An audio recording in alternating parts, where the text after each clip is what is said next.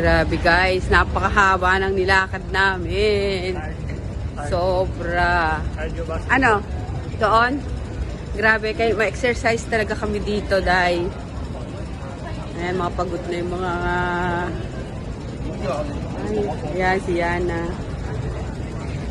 Ay nako, nakakapagod maglakad. Sobra. Tinalo ang Japan sa paglalakad. Ano masasabi mo, Ivan? Nothing. Yana, ano masasabi mo sa lakad natin, bebe ko? Wala. Wala. Kaya? Kaya pa daw, pero ako masakit na talaga yung pa ako.